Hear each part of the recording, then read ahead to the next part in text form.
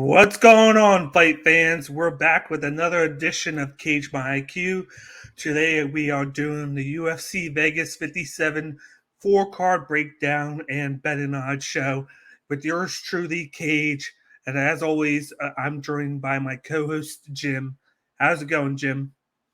It's going pretty good, man. How are you doing? I am doing good. I'm ready to talk about these 14 fights that we got going. We got a good fight night card going. We're right after the pay per view in Singapore. What are your thoughts on this fight card? Yeah, I love the main event first and foremost. As for the rest of the card, there are some really good matchups and some really interesting matchups that I'm really looking forward to talking about. Yeah, but before we get into any of that, I just want to go into a breakdown of the podcast and a couple of things with it before we get going with that. Of course, we have a Cash App going right now for the podcast, as you see right there. It is the money sign, DanielBakley.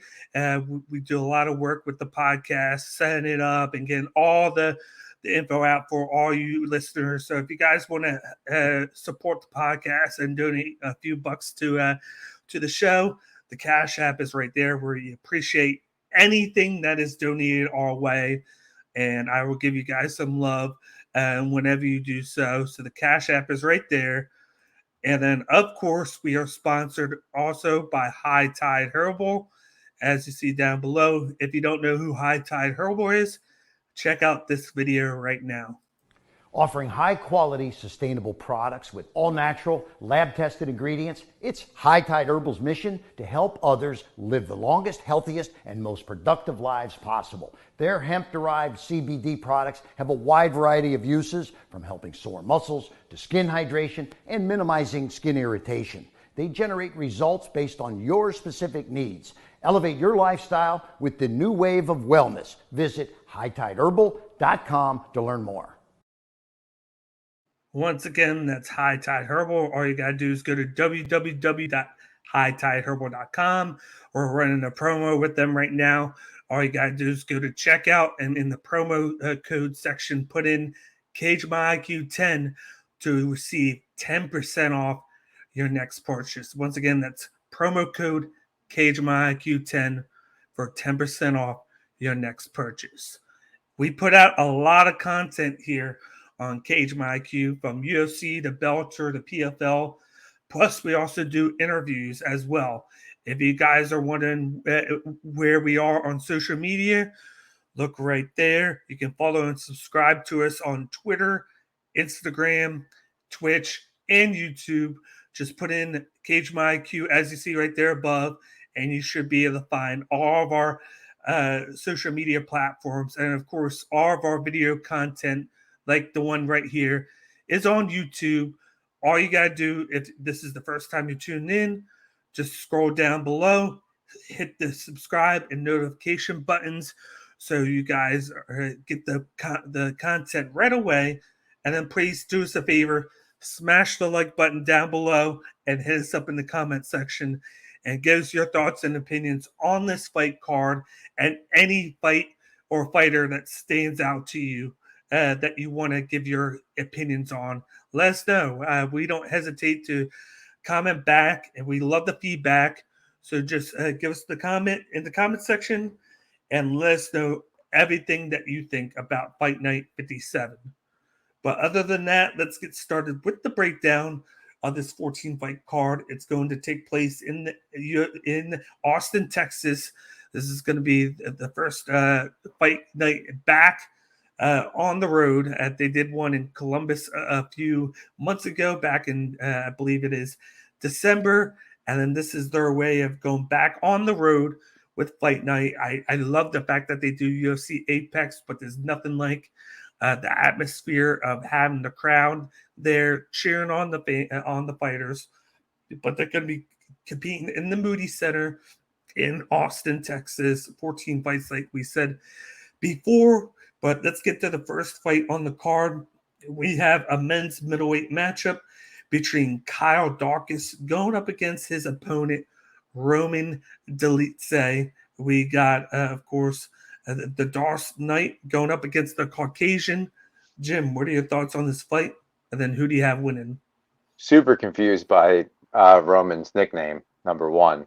Love Yeah. Kyle's, but this is one of those interesting matchups. I'm going to go with Dawkins in this fight. Both are low volume strikers who like to get the fight to the ground. What separates the two, in my opinion, is that when Dawkins is on the ground, he works in the lock submissions, includes some ground and pounds, and he's not afraid to put himself in positions where he could other fighters would consider tricky. He's able to get out of those situations. The lead is a takedown heavy and has slightly better stand up, but he can be taken down. And Dawkins is great on the ground and working off his back, like I had said. So with this one, I expect low volume, but a lot of the control time on the ground. So I'm going with Kyle Dawkins by decision.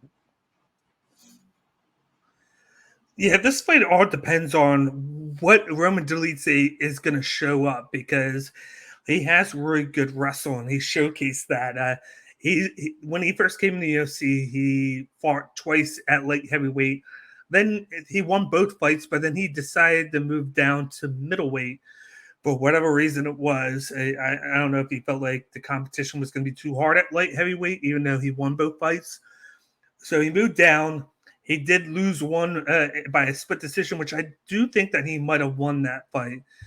But like, he has that grappling wrestling background, but then he also has that striking background as well. Like, he's pretty good on his feet.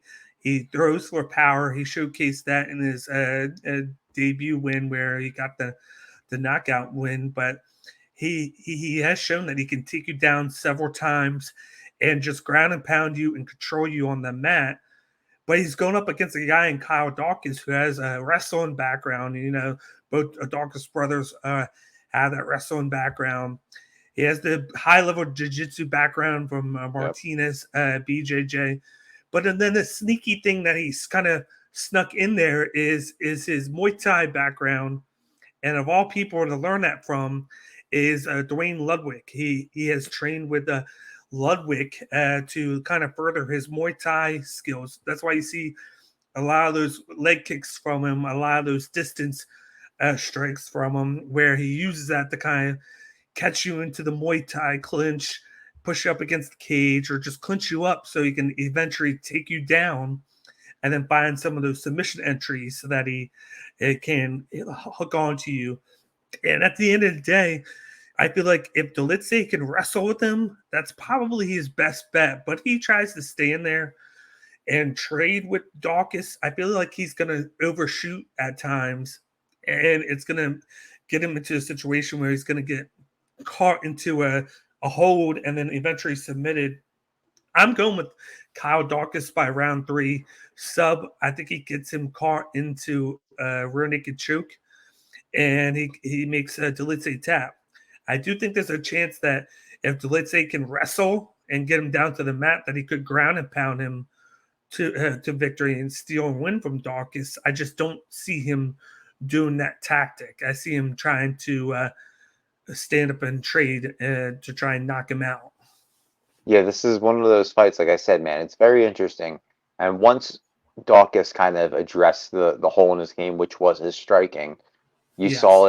you saw it best displayed in that draw against Kevin Holland, right? Where there was the accidental eye poke. He wasn't afraid to stand and trade with Kevin Holland, knowing that Kevin Holland's weakness was going to the ground. So he stood and trade with him. I'd Yeah. like to see him, stand and bang a little bit with Roman, but then take him to the ground and work him that way. But I'm glad we're both going with our Philly brethren over there Yeah. with Kyle. Yep. But let's move on to the second fight on the prelims. We got another middleweight matchup between Duran Win going up against Phil Hawes. They got two guys that were supposed to fight back in the spring, I believe it was, but then Duran Win had to miss the fight and had to be replaced. So here they go a few months later, and they're finally fighting each other.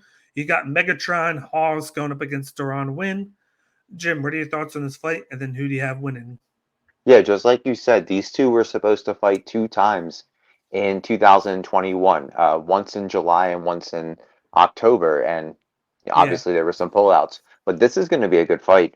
I have Phil Hall's winning this one, but he's going to have to survive Wynn's takedowns. Wynn racked up 12 takedowns his last fight and can throw at a very high Yeah. volume.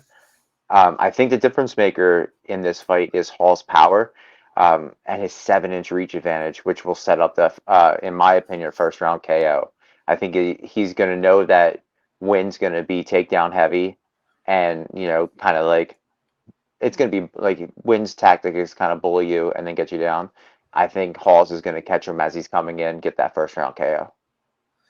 Yeah, Deron Wynn is very one-dimensional right now. He does have knockout power, but he's very raw with his talent. He's coming over from collegiate wrestling. He is a Daniel Cormier protege, so it's going to Yep. take him time to with him training over there to learn a lot of that BJJ and get the reps and everything up. He's been able to make it to this point with just pure athleticism and talent, and he just needs to progress it. But you were right. He did take down his opponent like 8 to 10, 12 times. He was Yep. just able to spam it and win that way. But you got to mix things up now in UFC. You can't just win by that. Phil Hawes is predicated on the knockout power, but he can grapple himself. Yep. He's been studying the wrestling and BJJ himself to add like a wrinkle to his arsenal. So I feel like he's going to be able to just at least defend some of those takedowns, mix in a little bit of the striking in. Because one thing that will scare a wrestler is when he gets hit with a big time shot. It will stun him, it'll kind of get him mumbled and jumbled up, and then he second guesses himself. And then you're going to see Phil Hawes probably move forward because it's a harder to shoot moving backwards than it is if you're moving forward, being aggressive, and you can kind of plant your feet and then shoot. When you're moving backwards, you don't get that great a pressure on your opponent. I feel like that's what Hawes is going to do. He's going to move forward. You might even see him shoot a couple times just to make Deron Wynn give up his reads and to react on it. I see him knocking out Deron Wynn in round 2. I think it ends Okay. there. You might see Deron Wynn do pretty decent in round 1, but I don't think he's to that level where he's going to be a big time problem in the division, except for like the lower level guys that can't defend the takedowns. Yeah, not yet. Once he pieces it together and add some more tools to his game, I think he's going to be not a significant problem, but I think he's going to be Yeah. a problem. Phil Hawes, man, he's a problem right now, and it all comes down to how aggressive Wynn's going to be with those takedowns, and we both see it ending in a knockout, just in a different round. Yep. But let's move on to the next fight. On the prelims, we got a bantamweight men's matchup between Cody Stamann going up against the ageless wonder Eddie Wineland. It seems like he's been in the UFC forever. We got Cody Spartan Stamann and then Eddie Wineland. Jim, what are your thoughts on this fight? And then who do you have winning? Yeah, man, this is one of those fights that could be the end of the road for the winner, or for the loser. I'm sorry. Both are coming in with 2+ losing streaks. Stamann's on his third loss and one draw in terms of his last 5. I actually have Cody Stamann winning this fight, but honestly, this was a tough one for me. It could go either way. Wineland has the reach advantage and has good hands, but has been inactive and is going up against another desperate fighter who likes to get the fight to the ground, just like we were talking about with Wynn in the last fight. I Yeah. can see Cody getting the fight to the ground, controlling the time, and eking out a decision win. But I don't even know if this, beating Eddie Wineland is going to be enough to keep Cody Stamann in the UFC when the next round of cuts come. I'm going to get into my opinion on that in a second, but first you got Cody Stamann. He has a wrestling background. He's been developing that striking ever since he's been in the UFC. He has good movement. He has pretty decent BJJ. And then you got Eddie Wineland, who does have a background in wrestling. He just never uses it. Yeah. He's more of a low volume power puncher who usually packs a punch when he hits you, and he hits you hard.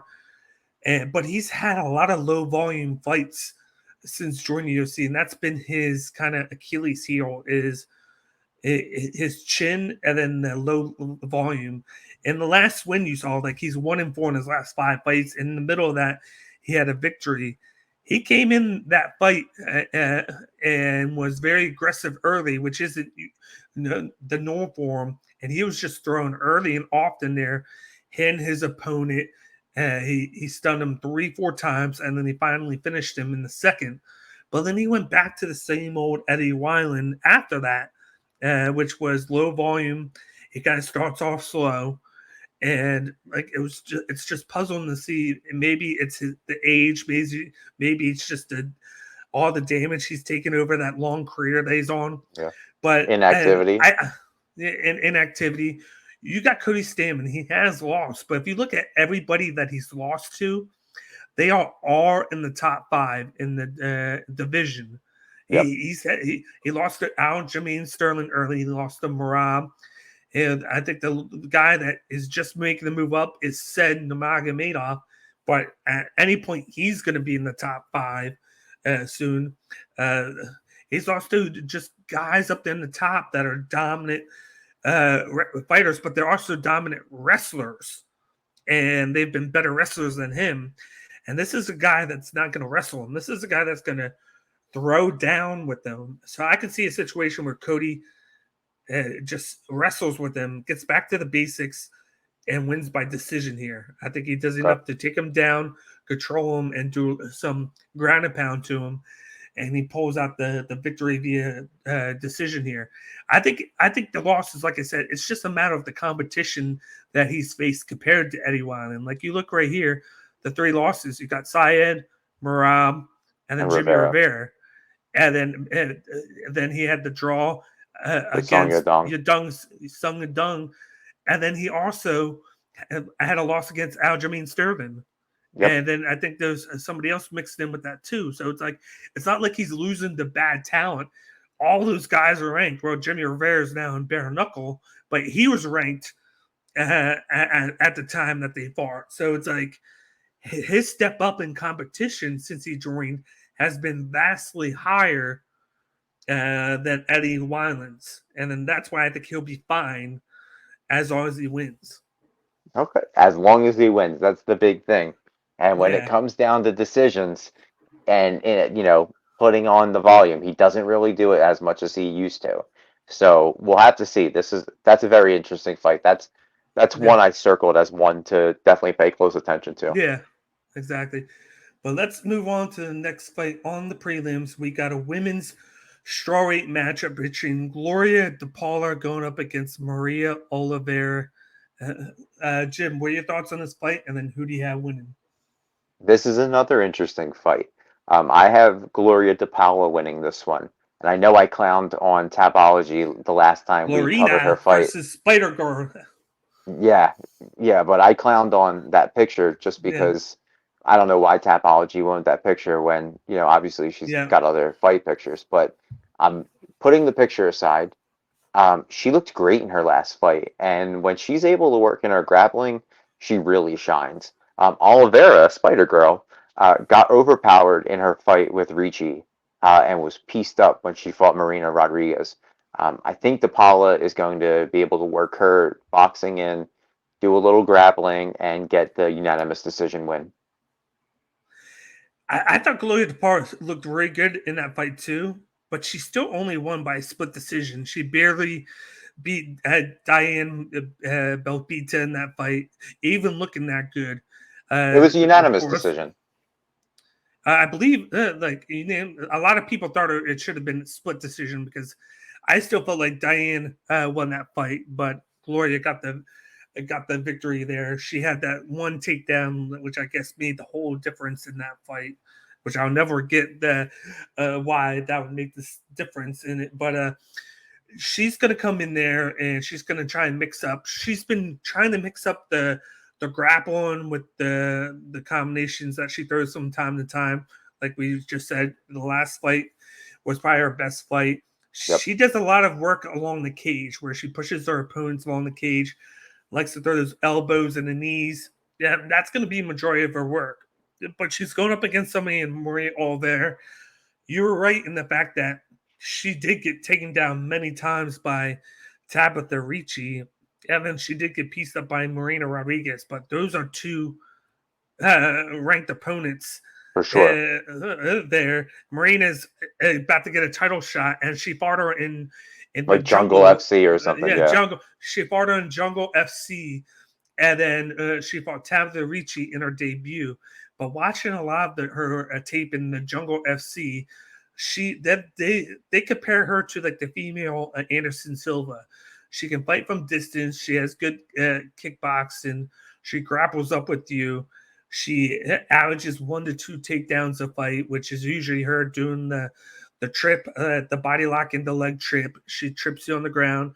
She controls you on the mat, and then she just does a little bit of ground and pound, and then she goes into submission entries. She has like a really good like fight game plan going. It's just that when she fights against pure strikers like those two, and then Ricci, people underestimate the strength in Ricci. And the one loss was to Manon Fiorot, and she was just a weight above where she weighed too much for Ricci to get close to her, and her striking, she had that striking distance that didn't allow Ricci to get inside too much.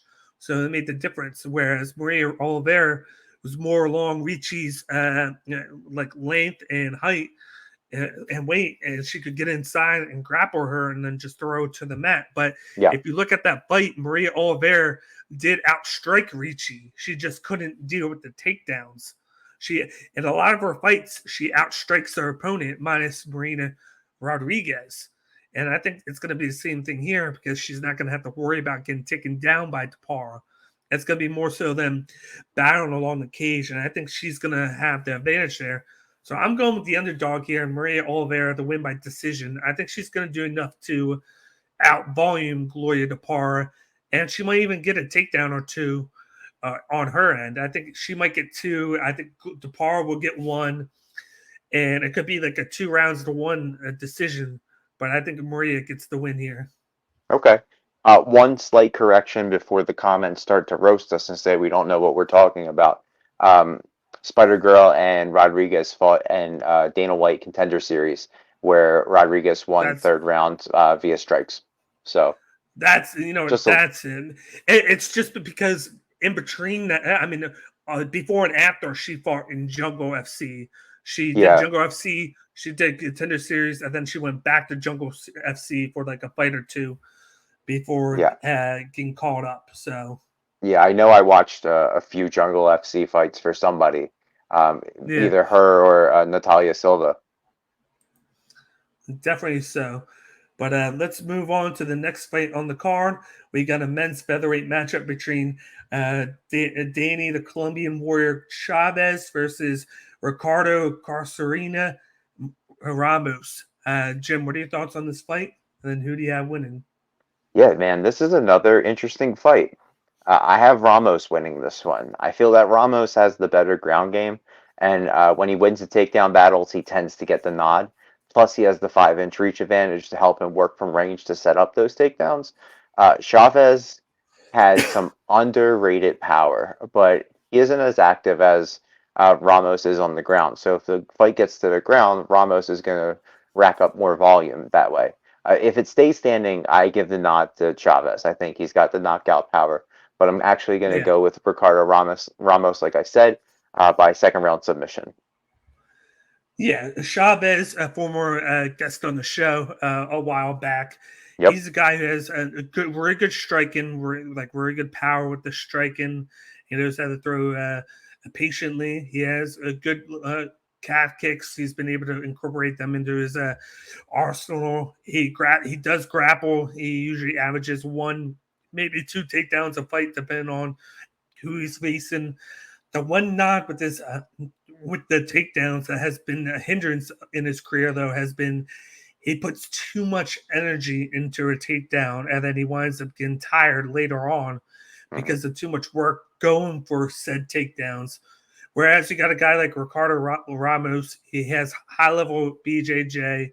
He uses takedowns from the leg trip, and then he picks you up and slams you. He finds a way to take you down, whether he's dragging you or tripping you.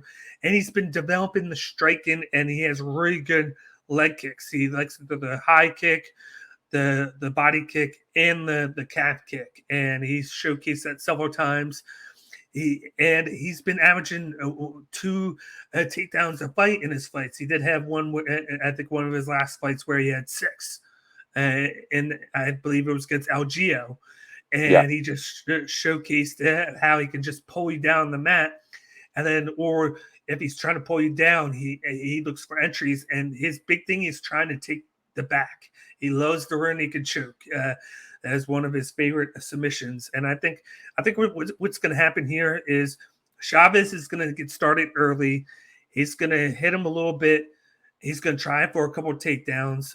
But I feel like he's going to get a little bit tired at some point, and that's where Ramos takes over.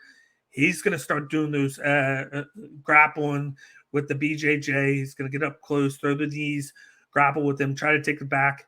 Eventually, either in round 2 or round 3, I see Ricardo Ramos winning via rear naked choke submission, just because Chavez is going to put too much energy into his grapple and wrestling, and when he should focus majority on his striking, and it's going to leave openings for Ramos to be able to do his game plan.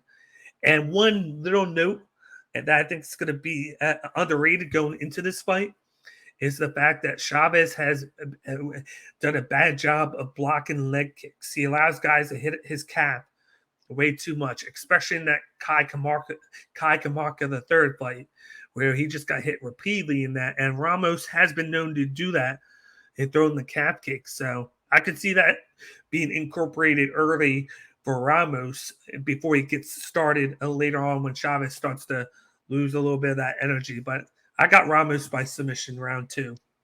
Yeah, same thing, right there with you. I think the exact same submission as well. And these are two fighters that some people may not recognize the name. So if you want to know a little more about Danny Chavez, go back and listen to the interview Dan did with him a while back. It's a great interview. Yeah. But other than that, let's move on to the next fight. On the prelims, we have a men's welterweight matchup between Jeremiah Wells going up against the Crusher Court McGee. Jim, what are your thoughts on this fight? And then who do you have winning? Yeah, this is going to be another good fight. I have Jeremiah Wells winning this one.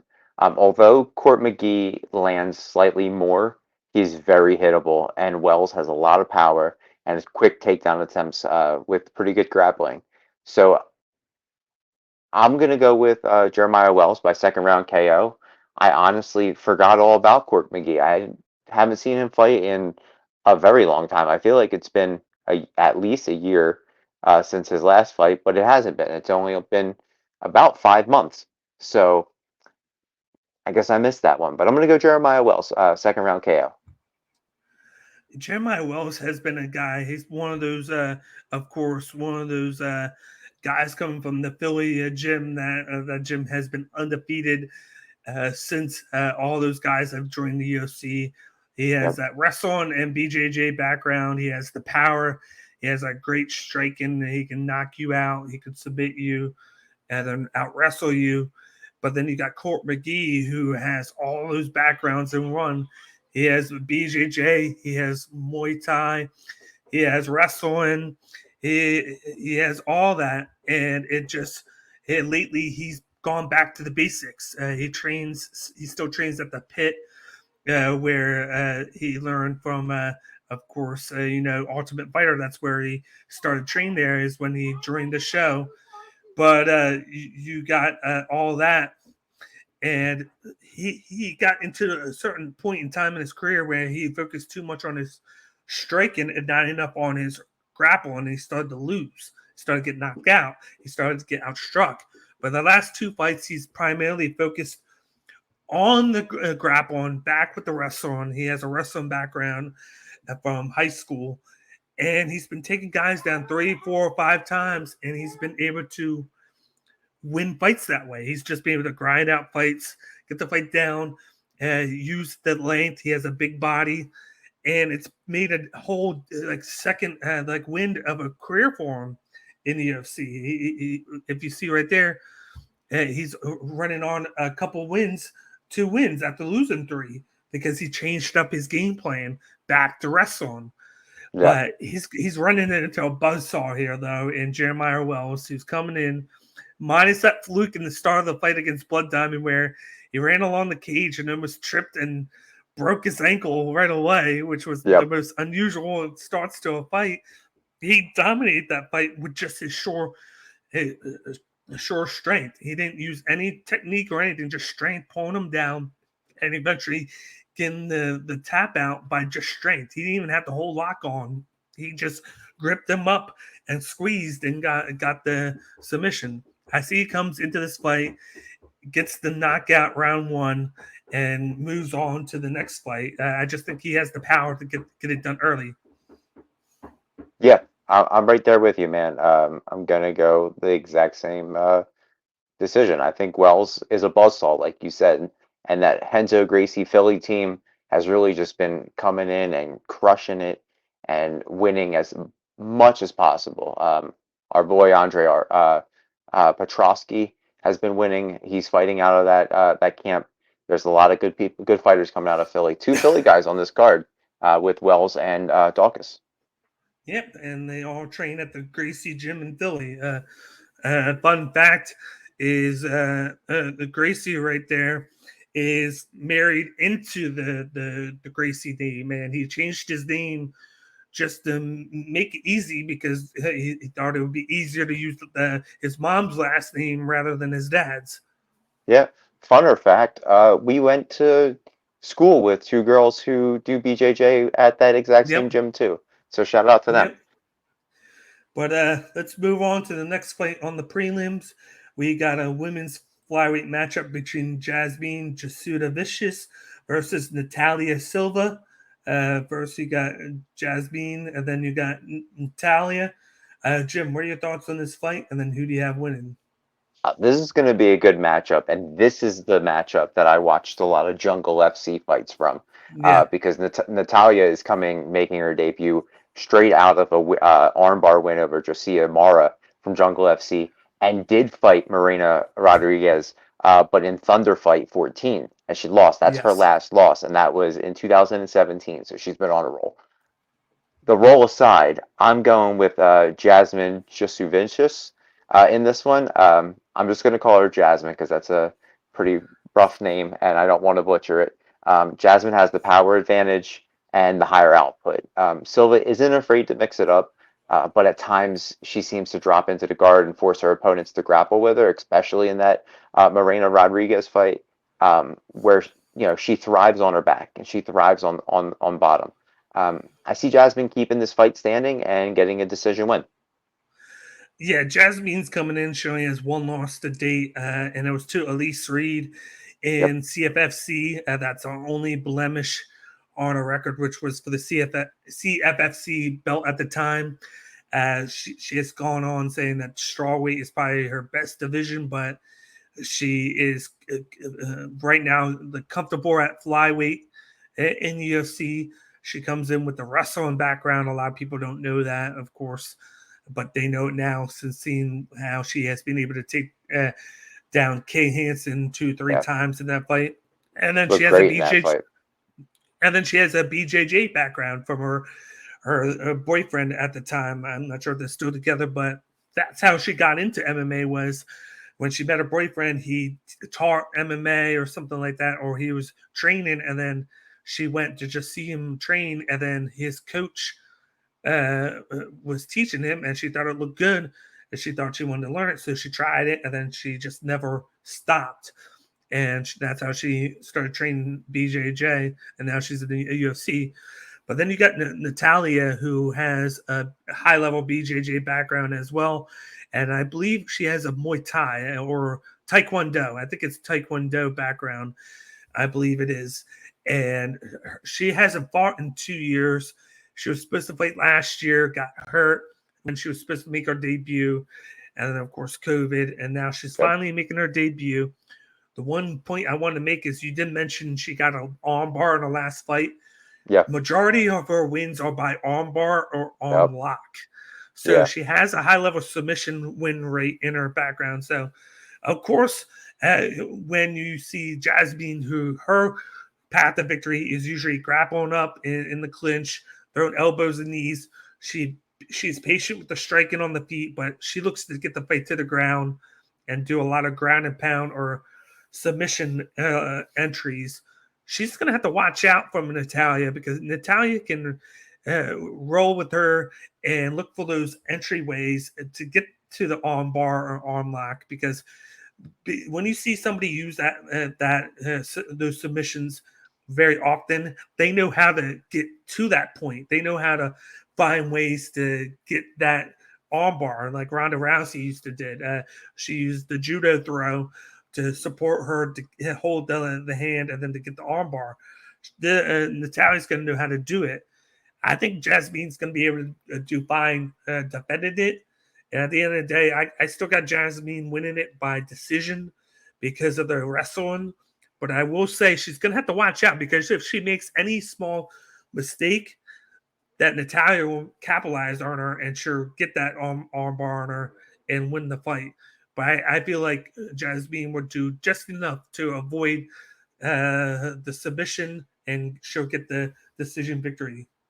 Yeah, I'm right there with you. She definitely has to be careful because Natalia is a arm snatcher. She'll take your arm as fast as you give it up. It's kind of like the other week where when we had Richie fight Diana. It's going to be the Yep. same situation where you have a person that can take you down, and then a person who can look for submissions from any route. And then, funny enough, Diana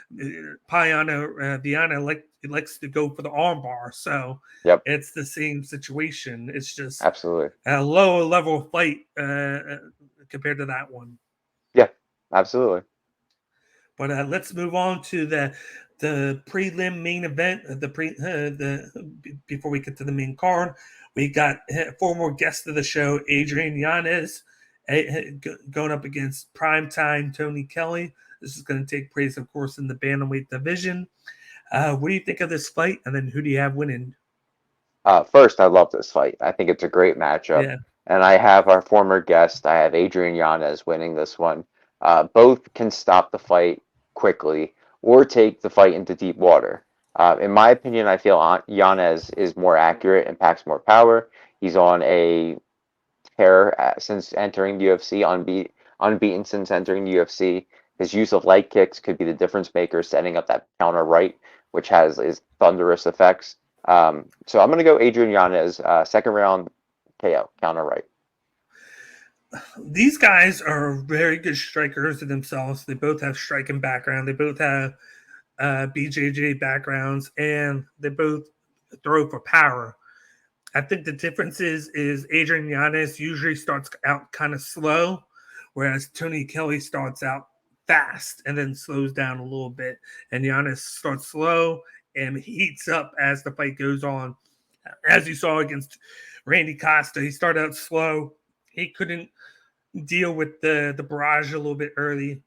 And then started the second round. He started to figure things out. He started to incorporate a little bit of a different game plan on the go, and then eventually finished Randy Costa. That's a common opponent that these guys have.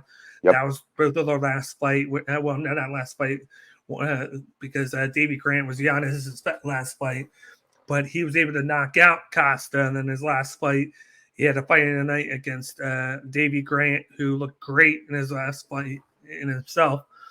And he was able to get the decision victory because of his full volume. You got Tony Kelly, who's probably going to start out hot versus Yanez. Hit him up, as you see down below. He's going to have a 2-inch height advantage, and they both have the same reach. But he's going to use that height to hit him from different angles and hit him from above, which at times could be difficult for a fighter who only strikes the majority of the time, like Yanez. Yanez uses a lot of that boxing style with his hands, but I feel like as the fight goes, as long as he doesn't get knocked out, which he is very good at not getting stunned or knocked out or jumbled, he's very patient with what he does. I see the same thing with you. I see a round 2 knockout for Giannis. We've seen Kelly get flustered in the past with certain guys, and Giannis has just looked great. As you see right here, he has a split decision there, and he went to decision versus Kamaka in that fight. So there's two guys that I feel like he should have won, and then he didn't. And then, of course, Giannis is 5-0 since joining the UFC. But I think Giannis' striking is on a better level than Tony Kelly. He just starts off slow. I feel once he gets that going, he's going to get the jab going. He's going to get the overhands, the combinations going. And I think he knocks him out round 2. If for some reason he doesn't knock him out, I think he wins by pure volume and he wins by decision. The only way I see Tony Kelly winning is if he gets Giannis out in the first round. I think that's the only possibility, in my opinion, that he has a winning. Yeah, I think a lot of people look at Tony Kelly and see that 8-2 record, and they're like, "Oh, he's fresh in the game." But in actuality, he has 18 fights, including his amateur career, which is just 4 less than what Giannis has right now, including his amateur career. So they're not, he's not like a newbie who's just coming in here.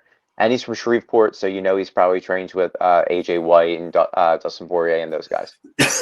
Yeah, and we got to see how he's doing coming off of the controversy with him being in his, of course, his woman's corner with all the controversy of him making those comments and having to deal with them during fight week now, and the questions that he's asked, and it's going to be all around that instead of on this fight. So we got to see how focused he is on just the fight and not all the backlash from a month or two ago. Yep. Yeah, that's going to be a big difference maker in this fight too. Yeah. Could be. Yep. But let's move on to the main card. We got a middleweight matchup. This is one of my favorite fights of the card. We got Julian, the Cuban Missile Crisis, Marquez going up against Gregory Robocop Rodriguez. Jim, what are your thoughts on this fight? And then who do you have winning? I love Julian Marquez's nickname. The Cuban Missile Crisis is one of my favorites. This is going to be a fun fight. Both land at a high volume, but at times Rodriguez is able, but at times Rodriguez takes more damage. Rodriguez isn't afraid to take the fight to the ground, although we haven't really seen it happen much as of late. And Marquez has average takedown defense since joining UFC. Marquez has a really good chin, which is something to look at. But he is giving up a 4-inch reach advantage to Rodriguez.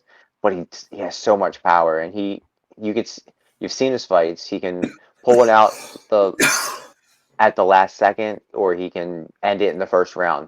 So I'm going to go with my gut on this one. I'm going to trust my fighter, and I'm going with Julian Marquez by 3rd round KO. Yeah, Julian Marquez was a fighter that we didn't know if he was going to reach any potential. Then he went on that 2-year hiatus after joining the UFC.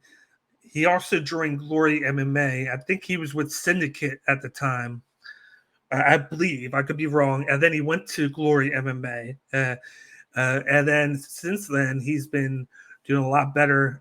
You mentioned the Maki Pitolo fight where Pitolo took down Marquez 4 or 5 times, dominated the fight. And then in the last round, I think the last minute, Marquez takes down a very tired Pitolo and submits him and pulls off the shocking upset. Then he goes after that, and I believe that's when he got the victory, or naked choke victory over Alvey. And before the loss that he had the TKO victory over Phil Hawes, and then he had the submission of Stewart before the split decision loss where he took time off to Di Surico. Yep. He has a grappling background. He has good BJJ. He has great hands. I think his hands are knockout power. And then you got Rodriguez, who has high-level BJJ. He had a couple of takedowns against Petrosian, but lost due to damage in that fight. Yep. And that fight was a war. I loved every second of that fight, but he didn't do enough to secure that victory. He allowed the Petrosian to win just by power and damage in that fight. But he's a guy who's known for getting 1 to 2 takedowns a fight. He throws for power. He takes a lot of damage to inflict damage back. And he's good at just pushing the pace forward. He has good chin. and he throws knees and elbows in the clinch. This is going to be a war. This is one of those fights that is probably going to be fight of the night on this card.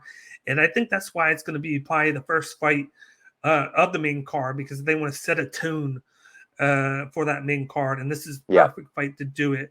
I could see two outcomes here. I could see Gregory Rodriguez winning by knockout, because I do see Marquez get stunned in this fight. It's just a matter of can he recover.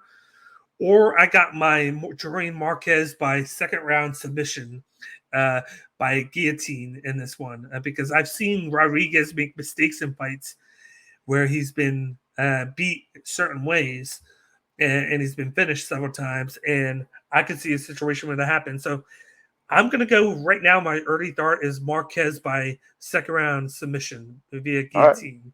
I think he gets it done. A lot of this, for a guy with a lot of power like him, he sure has a lot of submission victories on his belt lately, which is very scary to think of that, because if you have a guy with a lot of power and he's winning by sub, it makes you think what happens when he starts knocking guys out. Yeah, I mean, he's a purple belt under James Krause over at Glory. Yeah. And to piggyback off your point, he was at Syndicate until 2020 before leaving and going to Glory. Yeah. Which I think that change in moves has paid dividends. You've seen guys move over there. He's moved over there in the past 6 months. Brendan Moreno just moved to Glory MMA, and then they got young stars there like David Onama and Jeff Molina. And you do have guys that haven't cut it lately, but those four guys gives that gym promise for the future. Yeah, and not to mention, I know this is a UFC show, but James Gallagher left SBG and went over to Glory as well to, work on his striking and increase his wrestling and BJJ with James Krause as well. So whatever James Krause is doing over there, he is he's an attractive fight coach. Yep. But other than that, let's move on to the next fight on the main card. We got a men's lightweight matchup, probably the most intriguing fight for me on the card. We got Damir Ismagulov going up against the Georgian Viking Guram Kudaitatse. This is his first fight back in 2 years due to injury. Jim, what are your thoughts on this fight? And then who do you have winning? I'm going to go back 1 second to where I said that James Krause was an attractive fight coach. I meant that in a way that he's attractive to fighters who want to go to other gyms, not that I'm attracted to him. So now that we've cleared that up, this is going to be a great fight. Both haven't lost in years and are looking to keep that going. Damir is an accurate fighter who has good takedowns and works well on the ground, whereas Goram can be taken down but has power, which could be the difference maker in this one. If Goram lands early, it could put Damir down, but if this one goes into the later rounds, Damir is going to thrive and get the decision win by control time and volume, which is what I see happening. I see this going later rounds just because Goram hasn't fought in a while. He's want to kind of feel the fight out and let it develop. So I have Damir Ismagulov winning by decision. These are two guys that you wouldn't expect to have big-time wins on the belt. If you look at his last fight, Goram beat Gamrot by split decision, which I think was a questionable call. And then he beat Felipe Silva, and then you start getting into all that. The regionals. Whereas Damir beat Alves. He beat Thiago Moises. That's a big-time win. Yep. He beat Joel Alvarez. That's a big-time win. Alex Georges, Artem Demkowski. And then I believe he had a big win over a ranked opponent before that, but I won't go into that. But to me, this is going to be like a battle of the grappling and the striking. Both guys have both grappling and striking, but I feel like Ismagulov is all about the grappling, moving forward, get this guy to the mat. Like, he can strike with you on the feet. He has no problem doing it, but he's at his best when he gets the fight to the ground and he controls the fight his way. And he's being aggressive, whereas Goram kind of uses his grappling as like a secondary thing. You said it. He has knockout power. He has big time hands, and he did stun Gamrot in that fight, and then I think that had paid dividends in the judges' eyes, which kind of swayed it towards his side because they just saw with that round, Gamrot was controlling the round, and every other aspect of it. It was just that knockdown, and I feel like the judges used the knockdown and instantly gave the round to Goram, and it kind of stole the fight away from Gamrot and brought it to Goram. So he has that power that could like swing the boots into his way, per se, in a fight, because he's had struggles with defending the takedown, even though he has a background in grappling. So I think it's going to be the takedown versus the power striking between Damir and Goram. And I'm going to go with the more active fighter right here in Damir Ismagulov. I think because he's been fighting more actively than Goram. Goram's been out for, I believe, 2 years. And with the injury, like I said before, you've seen a much different Gamrot, who is in the top 10 of the division since then, and is now fighting Arman Sarukian next week on the main event. That tells you how much 2 years have changed since Goram has fought Gamrot. Yep. And I think Damir takes him down several times, controls the fight in the mat. He might get hit once in one round, which could give the round to Goram, but I give Damir Ismagulov the win by decision, 2 rounds to 1. I think Goram has a chance to do some damage with his hands, but with him struggling with the takedown and Damir being very good at the takedowns, I give the fight to Damir. Yeah, this fight and the next one we're going to talk about are both really underrated fights. Both of these guys haven't lost a fight in 7 years. So, you know, a 7-year streak is pretty impressive. And one of them, unless this ends in a draw, one of them is going to lose that streak. So this is another one to circle as like a very interesting fight. Yep. Let's move on to the next fight on the main card. We got a middleweight men's matchup between New Monza Joaquin Buckley going up against Albert Machete Duraev. Jim, what are your thoughts on this fight? And then who do you have winning? Yeah, I thought that this one was a tough one for me. I have Duraev winning this one. I think he's got more tools than Buckley. Buckley needs to knock out Duraev to get the win, which is totally possible. But if this fight goes to the ground, Duraev is going to do what he does best and control the fight. Buckley also needs to be aggressive and mix in kicks, but I don't think he's going to win. I don't think he'll win this one unless he, you know, has one of those highlight reel knockouts that he is absolutely capable of doing. I have Albert Duraev winning this fight by decision. Both these guys have knockout power. Both these guys can grapple. Both these guys can move around well and win. I think the difference in the fight is going to be the cardio of Buckley. He usually starts out fast, does well, and then he usually can manage it for the first 2 rounds, but then he starts to slow down. You saw a fight against I believe it was Al-Razak Arazan. Yep. He almost gave that fight away. Really did. And the second and the third round, he almost got 10-8'd, and a lot of people thought it should have been a draw with how bad he did in that round because he tired out. Because when he goes for takedowns, he goes for takedowns too much. He throws just too many overhand winging shots. He connects on half of them, but if he doesn't knock you out, he winds up just tying himself so much that he slows down so much. And Albert Duraev has a really good gas tank. He can wrestle. He can throw for power. He can knock you out. I'm going with Albert Duraev. I'm going with him by second round submission here. It's not a big thing that he does in fights, but I feel like it's either going to be him knocking out Buckley in the second or him getting the submission. And if I can say something, Buckley has done well lately at when he's stunned, he can recover well. Yeah. But I could see him getting stunned in the second, falling down, recovering, but then jumping on his back, and either rear naked choking him or get him down to the point where he can get a guillotine on him from above. But either way, I got Duraev winning by a second round submission. I just think that he's better equipped right now to move forward because of his cardio. I think that's the only thing that kind of distance these two guys apart from each other because they have similar styles. They just do it differently. And Drive just manages himself better. Whereas Buckley, he kind of just throws out the power and hopes for a finish. And if he doesn't get it, he hopes to be ahead by 2 rounds by the time he starts to tire out. Yeah, I mean, Buckley's super explosive, but at times, like you said, that gas tank gets the better of him and he drops his hands, which is something that could kind of predicate a knockout. And I feel like it could be a knockout because he's been knocked out by guys. Well, and Di Chirico, I believe, had that leg kick knockout on him.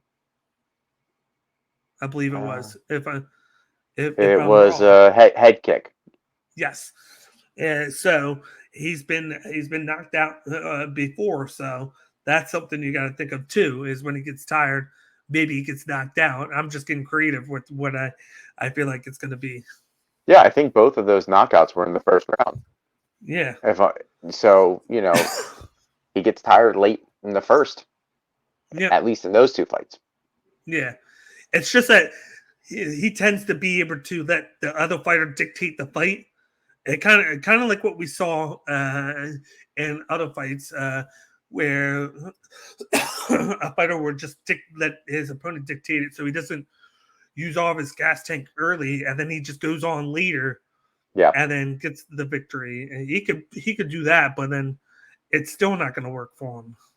Yeah. It's fun to see him fight, though. He's always a performance of the night candidate. He is. He did have that spin kick, knockout kick that just was amazing. So yeah, over Impa. Yeah, but let's move on to the next fight on the card. We got the fight before the co-main event. We got a men's welterweight matchup between Tim Means, aka the Dirty Bird, going up against Kevin the Trailblazer Holland. Jim, what are your thoughts on this fight? And then who do you have winning? I like this fight a lot. Tim Means is riding a 3-fight win streak, but hasn't fought in over a year, while Holland is looking to go back to his winning ways. Holland has a significant reach advantage in this one. Yes. And the big thing about this is he's been working on his grappling. He knew that was part of his holes in his game, and he had been fighting like top-level opponents. So, now he's fighting, more evenly matched opponents. He's not going up against a Derek Brunson or a Marvin Vettori. He's going up against an older fighter who's had a little bit of time off from fighting, which I think is going to play into his hand. I have Kevin Holland winning by 2nd round knockout over Tim Means. This is one of the reasons why he made the move down, was because so he can use that reach advantage, and he's not struggling to go up against. He's still going to go up against wrestlers, but yeah. He had wrestlers that were bigger than he was, just mass-wise. He had the reach advantage, but when you got a guy that's running forward and with that bit much of mass compared to you, and when you have the big reach, but you're skinnier than them, they're going to have the advantage with taking you down. So he's been working with the grapple, and we saw a little bit of it against Alex Oliveira. It took him a little bit of time to finish the fight, but he looked a lot sharper in that fight. And now he's going up against a guy who has less explosion than Oliveira. He's a patient fighter. He has a grappling and striking background. He looked good in his last fight in which he got the victory. He's on 3-fight win streak. He beat Darby by decision, Perry by decision, and Staropoli by decision. So he's on a roll right now just by racking up a little bit of volume, moving around. He knows how to move his head, takes less damage, but he's fighting a guy, like you said, with a huge reach advantage, who likes to throw leg kicks, who has that kung fu background, who likes to just throw the kick sinking at you. And if you can't grapple and take him down, then he's always going to have that finishing chance of winning the fight. I'm going with Kevin Holland by round 1 knockout here. I think he gets it done just because of that reach. It's hard. Like, if there's a couple more inch reach, I could see the difference. But you got almost like a 6 to 7 inch reach advantage. That's a huge reach. Yeah. And that makes a difference in a fight like this, where he can just throw those leg kicks all day at him, at his legs. move away and fight from the kickboxing range with the kung fu, and then come inside and throw those overhand bombs that he likes to throw, and connect and get in and out before Means can even touch him. Yeah, I mean, Kevin Holland is just 3.5 inches less than John Jones's reach, and everybody's been Yeah. talking about, for years, John Jones's reach has been like a talking point. And Yeah. look at he's a heavyweight now, and Kevin Holland's coming in here with a reach advantage, like a reach of a heavyweight fighter. So he's definitely going to thrive in the welterweight division, but he's going to need to work on that grappling, because you look at 1 and 2, you got Kamaru and you have Colby. Both are great wrestlers. So you're going to have to, and Bilal Muhammad's there, Burns is there, Sean Shemaev. Brady. Yeah, you're going to have to. You even got Shavkat, who's going to be fighting in the next week. Yeah, you got to work on your wrestling if you want to thrive in that division. Chiesa. Yeah, they got a good little crew there. Yeah, but we're both on the same side with Kevin Holland here. Yes, sir. Let's move on to the co-main event of the evening. This was supposed to take place a couple weeks ago, but due to food poisoning by Don Cerrone, they had to push it back a couple weeks. You got a men's lightweight matchup between the Cowboys, Don Cerrone, going up against Joe J. Law Luzon. Jim, what are your thoughts on this fight? And then who do you have winning? Yeah, so this is one of those fights that are for the core UFC fans. Yeah. This is two fighters who have 61 UFC fights between them. It's crazy. It's crazy. They've been there since almost day one. I have Cowboy in this fight. I think it's going to be closer than people expect. Cowboy has been grappling lately, and has a win over RDA, and I'd love to see him grapple more in this matchup. But I see him standing and throwing. A lot of people are counting Cowboy off because he's been on a losing streak, but you have to look at the level of competition. It's like you talked about earlier in the Cody Stamann fight. He was fighting champions and contenders. It was the same thing with Cowboy. He was fighting the Tony Fergusons, Nika Pricey tied, but then McGregor, Pettis, and Gagey. So yeah, and then I think before that it was Ferguson. Like there were a lot of fights of high level competition and a couple of those Cowboy. fights were at welterweight too. Yeah, and he was also taking everything on short notice. So a lot of people are like, "Oh, he hasn't won in forever," but he's been fighting forever, and he just loves the fight. Whereas Lozon hasn't fought in 3 years and is more than likely going to be coming in rusty. He's been training, he's been sparring and working, running his gym, but he's going to come in a little bit rusty. So I have Cowboy winning by decision. Fun fact, though, majority of his work lately has been training pro wrestler Brian Danielson. That's what Joe Lozon has been doing the past year since he hasn't been fighting. He's been working with Brian Danielson with his BJJ and his striking for AEW. But that's Blackpool Combat Club. Yeah, but that's not the point here. But he comes in, he has a grappling background, BJJ. He's pretty good with the striking. And then you got Don Cerrone. He has that kickboxing, striking, and grappling background as well. Muay Thai. He loves to fight from a distance. He likes to stand up and bang. He's not afraid to throw and take damage to give damage back. He's that old school highlight winner mentality where he's not afraid to get knocked out because he wants to get that knockout. He wants to make the money. You said yourself, he would take a lot of fights on short notice because he spends a lot of money and he wants to make a lot of money to afford his spending habits. So he would fight 4 to 5 times a year just to afford everything that he does. But I think he comes into here. This was supposed to be his last fight, but he has since then said he might fight 2 times instead of just this last time. So it'll be remain to be seen what happens depending on this fight. I think he gets it done first round knockout. I think he gets him with a high leg kick because he just throws those wicked kicks. He throws everything at you, like in very weird spaces. Luzon hasn't fought in 3 years. I think that's a major disadvantage. And even though, like we said, Cerrone has lost, he's been active in that time. So your best weapon is being active in fights. So I think he gets it done by knockout first round. Yeah. I could definitely see that happening. I'd like if Cowboy's going to fight one more time. I'd like his last fight to be against Nate Diaz, and Yeah. it be or Jorge Masvidal if he's able to fight pending his legal charges, and really be for the BMF title because he's got BMF Ranch. It'd be nice to Yeah. see him walk away with that gold. Yeah. But other than that, let's move on to the main event in the evening. We got a top 10 featherweight matchup between Calvin Kattar, aka the Boston finisher, going up against Josh Emmett. Who do you think is going to win, and what do you think about this matchup? I love this matchup. Both are extremely entertaining fighters. Emmett has a ton of power, and Kattar has one hell of a chin, as we saw in the Max Holloway fight.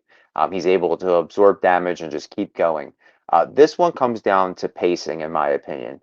If Emmett comes out full throttle, he could clip Kattar and he could end the fight. But if this is a fight which develops slowly, I see it favoring Kattar. I know a lot of people counted Kattar out in his last fight against Giga because Giga was this, Swiss Army knife of striking.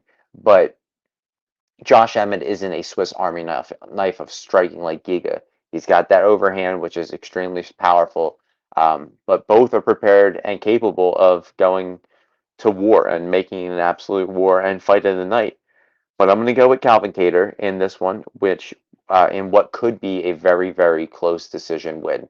Who do you have in this one? Yeah, this is going to be one of my favorite fights of the next month or so because both guys have very good striking. Calvin Kattar has that boxing style where he's very aggressive. He moves forward. He pours out a lot of volume. He basically uses the aggression forward to throw those combinations at you, overwhelms you. That's what he did against Giga, whereas he overwhelmed him.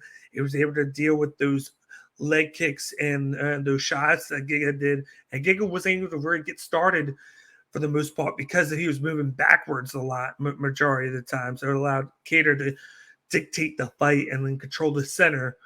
But he's going up against a guy in Josh Emmett who knows how to stand up and trade himself. Yep. He has a very nice calf kick that he throws, and for a guy of his size, and it does a lot of damage to his opponents. He started to use that a couple of fights ago. It pays dividends, and then he grapples as well. He averages 2 to 3 takedowns in some of his fights, and then a fun stat, even not including last fight, he was averaging 1 knockdown a fight the 4 fights before that because he has that big right hand and he just has knockout power there. And guys try to fight against that by like going to that side and making them throw. Well, at the other side, it hasn't worked. Like it worked the last fight, but he still won the fight because he still did a lot of damage in that fight and poured out the decision victory because he was winning very decisively before that. And it's going to be the battle of who can enforce their will on the other and control that center line of the octagon. And it's going to be a big thing of that. I think striking wise, I would think it would favor Kattar, like volume wise, because he's going forward.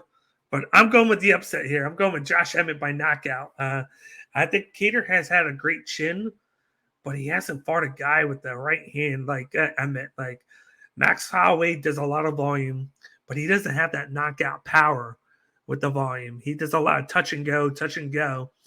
And even Giga has knockout skills with his leg kicks, but he hasn't really knocked guys out like you think he has. He does a lot of damage with those legs, and then guys just like fall down, and then the fight gets stopped because of the leg kicks, and then he mixes in the short combat fighting in between it. Whereas Emmett has that power right hand. It makes you think of like a heavyweight thrown at you. That's how much power he has in that right hand. I could see him moving forward, picking the right time and throwing because he's not going to have to worry about grappling from Kattar. Kattar strictly just moving forward and throwing. Yeah. And I think that calf kick of Emmett is going to pay dividends in his fight. I think he's going to throw it to try and slow down Kattar, but he's not going to like attack him too much with leg kicks. It's just going to be throw it, get back to the striking, throw it, get back to the striking. The one factor that I'm worried about with Emmett is his gas tank, because Kattar has a really good gas tank and Emmett has been so gas tank, and they're going 5 rounds. Yeah. So I'd be intrigued to see how he paces himself. And then that's why I think that calf kick's going to be a big deal in this fight, and because he could slow down Kattar over time. And with how big his legs are, for like I said, for that division, like he could do a lot of damage to Kattar. And it could be a situation where he takes a little bit of oof off of Kattar's striking because of he's slowing him down and he can't plant the foot and whatnot. So I got Emmett. I'm going to go with round 4 knockout. I think he gets it done later because he's going to slow him down and then he's going to finish him with that right hand. But don't be surprised if Kattar were to win by decision. Those are my 2 thoughts, but I'm going with Emmett here. I think Emmett has the skills to knock out Kattar. But I wouldn't be surprised, like I said, if Kattar had that win by decision. Yeah, I don't think it's an upset, honestly, with these 2 fighters. In my opinion, this is the number 1 contenders fight. I know Yair and Ortega are going to fight, but if Volkanovski wins, neither one of them have fought Volkanovski. If Holloway wins, Emmett hasn't fought Holloway. And Kattar's never been knocked out, so you're putting a lot of stock in that 4th round knockout, and Emmett is the one to do it in this division. He's got a ton of power, and he can really put him away. But this is fight of the night for me. I think this is going to be that fight of the night. Yeah, I think just betting wise, I think the just with the odds, you got to go with Emmett with the odds, because Kattar's going to be the favorite. It's going to go in. I wouldn't be surprised if they did like a minus 155 or minus 200 on his side, just because of the striking. But when you have a guy that can knock you out, in Emmett, like if he gets to plus 200, I'm going to put in, and that's just to win the fight. I'm putting in money in, which I'll get into in a second, but I'm going to give away this one. I'll put money on Emmett by knockout, because you'll get that odds of like plus 400 or 500, which is great odds for a guy like Emmett, who tends to average a knockout in each fight that he's in. So, yeah. So, what else do you have for those of us who are going to be putting some coins on some of these fights? That's the one. I'm going to go with Josh Emmett by knockout. I might just go inside the distance, chop it down a little bit just to cover all my bases, because you never know. I don't think he's going to submit Kattar, but you never know. Stranger things has happened. Yep. I'm gonna go with another one. I'm gonna go with a parlay and knock one down. I'm gonna go Kevin Holland by inside the distance, because it's probably gonna be low odds, but I'm gonna pair that up with probably more than likely I'm gonna pair that up with let's see, let's look down here. I will pair that up with Cody Stamann, because I'm sure Cody Stamann will have decent odds and you can balance those out. And then I'm going to do 2 more. I'm more than likely going to go with Maria Oliveira by decision, because she's going to be the underdog in that fight, and I feel like you could get great odds to win by decision.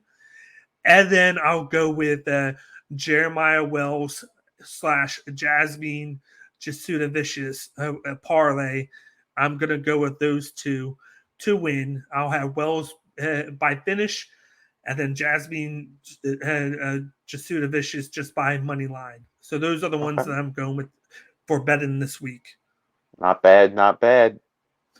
But if you guys have any questions about the ones that I just put in, I will actually put those bets in the comment section, so you guys can know what my bets are. I'm going to start doing that. I'm going to put in through the cage, and I'm going to put in my bets for this week.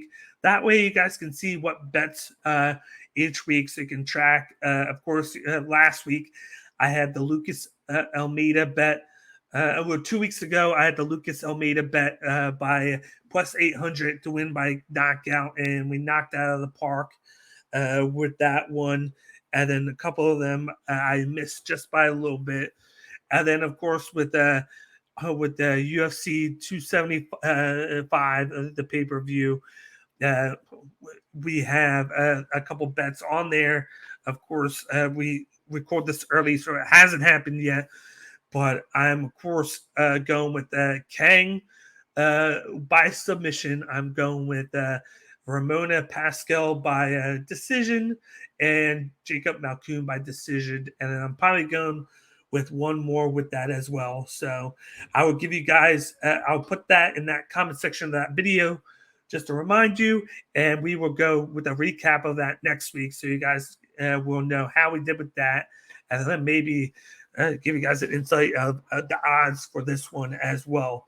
So definitely hit me up in the comment section of that and give me a thought process of what bets you're thinking of for this fight card are, and we can talk back and forth and get the comment section rolling with picks and fight odds and everything else. But other than that, I wrap things up with tonight's show.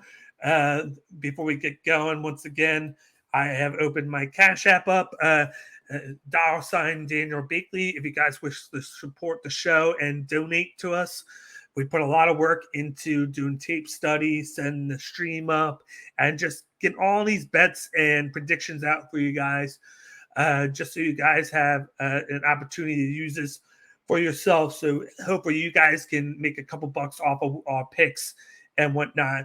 So if you feel like donating, the Cash App is, once again, $sign DanielBakley. We appreciate every donation that we get, and I will comment back and give you guys love for anybody that donates to the show. And then, of course, we are, of course, on social media right there. We are on Twitter, Instagram, Twitch, and YouTube. And then, of course, with YouTube, don't forget to subscribe to the content. Subscribe to the YouTube channel, and then please smash the like button down below for this video. And like I said, hit the comment section up. But we will be back next week for UFC Vegas 58, where we're going to be doing a 4-card breakdown of that fight card, which is main evented by Arman Sarukian versus Martus Gamrot. But other than that, I am your host, Cage. This is my co-host, Jim. And we will talk to you guys next week. Thanks for tuning in.